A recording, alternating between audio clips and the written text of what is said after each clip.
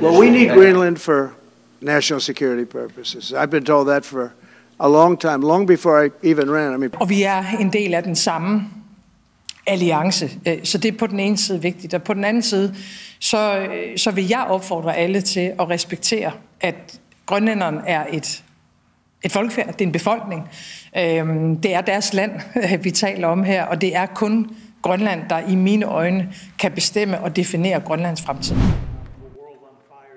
Your references to Greenland and the Panama Canal, so forth.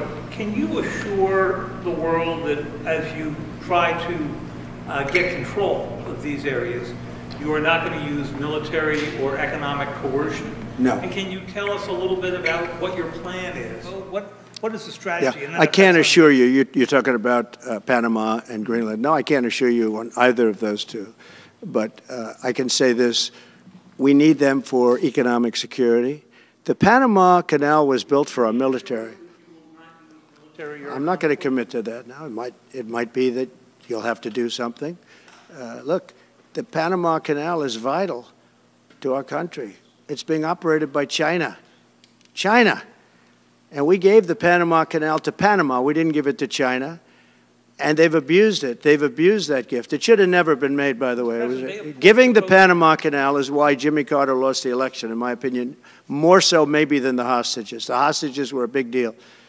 But if you remember, and nobody wants to talk about the Panama Canal now because, it's inappropriate, I guess, but because it's a bad part of the Carter legacy. But he was a good man. Look, he was a good man. I knew him a little bit, and he was a very fine person, but that was a big mistake. Sir Rojas, you said you were considering military force to acquire Panama and Greenland. Are you also considering military force to annex and acquire Canada? No, economic force. Because Canada and the United States, that would really be something. You get rid of that artificially drawn line, and you take a look at what that looks like. And it would also be much better for national security. Don't forget, we basically protect Canada. But here's the problem with Canada. So many friends up there. I love the Canadian people. They're great. But we're spending hundreds of billions a year to protect it. We're spending hundreds of billions a year to take care of Canada. We lose in trade deficits. We're losing massive. We don't need their cars. They make 20% of our cars. We don't need that. I'd rather make them in Detroit. We don't need the cars. We don't need their lumber. We have massive fields of lumber. We don't need their lumber. We have to unrestrict them because stupid people put, restrictions on, but I can do that with an executive order. We don't need anything they have. We don't need their dairy products. We have more than they have. We don't need anything. So why are we losing $200 billion a year and more to protect Canada? Mr. President, back on Greenland. Your position is clear, but have you directed your staff to take specific actions to draw plans? And can you elaborate again? You didn't rule out military coercion. Well, we need Greenland for national security purposes. I've been told that for a long time, long before I even ran. People have been talking about it for a long time.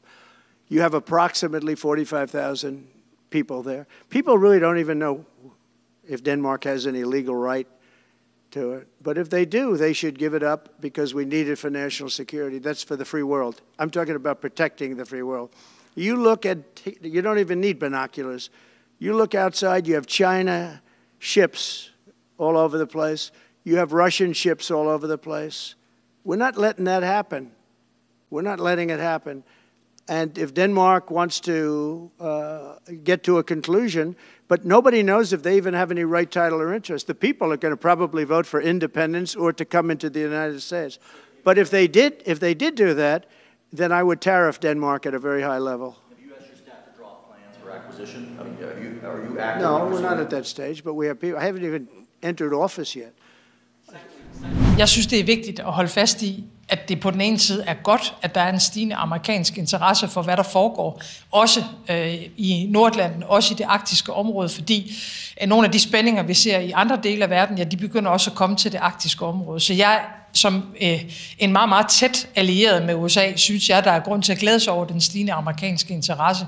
Men det bliver nødt til at foregå på en måde, der er respektfuld over for det grønlandske folk, og vi bliver nødt til at kunne samarbejde på den måde, vi plejer at gøre det, blandt andet i NATO-sammenhæng og i andre internationale internationale forer. Jeg vil selvfølgelig gerne knytte nogle ord til den diskussion, der pågår lige nu omkring Grønland, og gøre det meget klart, at set med den danske regeringsbriller, så er Grønland grønlændernes. Det er et meget, meget stolt folkefærd. Det er et sprog, det er en kultur, det er en befolkning, som er sin egen, og som formand for Naalakkersuisut, Moshi Edie, har sagt, så er Grønland ikke til salg. USA er vores absolut tætteste allierede. Vi vil altid gerne arbejde tættere sammen med amerikanerne. Det gælder i alle forsvars- og sikkerhedspolitiske spørgsmål. Det gælder også Nordatlanten, hvor spændingerne tager til. Og vi har set med vestlige briller en meget klar interesse i, at det er USA, der, når det kommer til hele det område, at det er USA, der spiller en stor rolle, og ikke for eksempel Rusland eller andre lande. Men Grønland, det er grønlændernes. Ja, der er mange ord i luften lige nu. Jeg synes først og fremmest, at vi skal bevare roen. Og så skal vi selvfølgelig stå fast på de principper, som vi arbejder på, og som vi arbejder under. Vi har behov for et meget, meget tæt samarbejde med amerikanerne. Det har vi som Danmark, det har vi i NATO-sammenhæng. Det har vi også som rigsfællesskab, fordi vi er i en meget, meget urolig verden. Og vi er en del af den samme alliance. Så det er på den ene side vigtigt. Og på den anden side, så vil jeg opfordre alle til at respektere, at grønlænderne er et folkefærd, det er en befolkning. Det er deres land, vi taler om her, og det er kun Grønland, der i mine øjne kan bestemme og definere Grønlands fremtid. Det er klart, man har jo fra Grønlands side en interesse i at have et stærkt samarbejde med USA.